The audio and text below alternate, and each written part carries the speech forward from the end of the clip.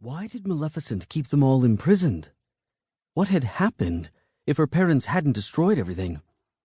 How did they all live in the strange dream world, not realizing the truth? A strange quark, quark from above startled her.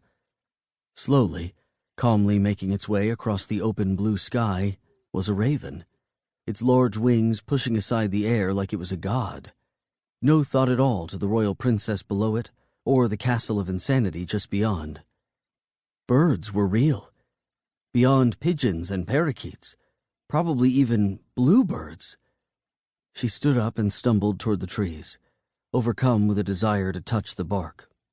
But as she stepped over a clump of grass, the meadow began to swim in front of her eyes, and her perspective shifted.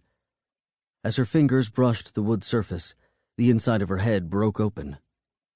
It was familiar. She didn't know this meadow exactly, but she was familiar with the concept. The types of plants. The raven, which she knew was too big to be a crow. The trees. The way the trees circled meant there was probably a bog or a stream in the middle, where the land dipped. She knew that. She knew that beyond these leafy trees would be gnarled, thicker trees with dark green leaves, and beyond them pines, and under their heavy boughs there lay a friendly darkness so complete it put the vines over the castle bailey to shame. She fell. She felt the soft yet hard ground beneath her, comfortingly supporting her as the sky and world whirled. It kept her from flying off. There was another meadow, warm and sweet-smelling, like this one, but much larger. Or was she just smaller? Tiny legs thumping the ground. Tiny, naked legs. She was warmed by the sun tickling her skin and always 2 steps behind a large, languorous butterfly. It flapped its oversized wings like a joke, and the tiny girl giggled, chasing it but not really wanting to catch it, because that would end badly. The world was safe and wonderful and soft and warm, and at home.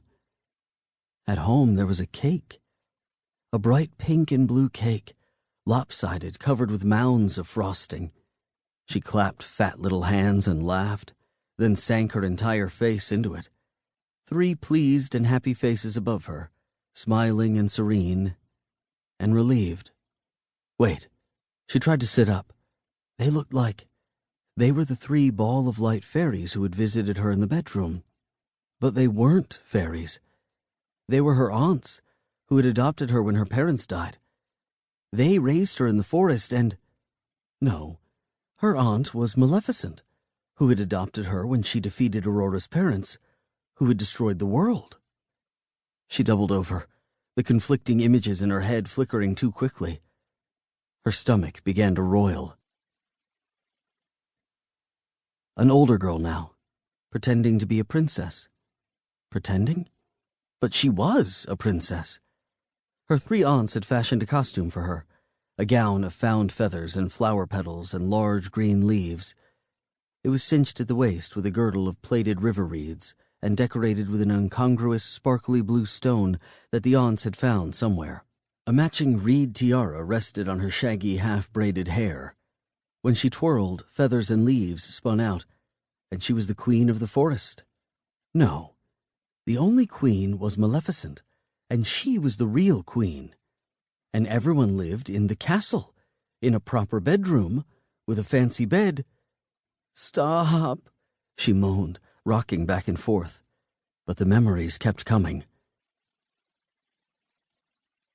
Lying on the forest floor, for hours, watching the light change as it moved along the mossy ground like the snails she often played with, its slow, miraculous journey over a sprouted nut, the magic of the sun causing its first leaves to unfurl toward the sky, the light moving on, sleeping some, not feeling like picking berries, wanting something new, something exciting, beyond seeing what was under the heavy rocks by the creek, twirling through shadow and light, across grass and carpets of pine needles, happy but feeling like things hadn't started yet, wondering when they would.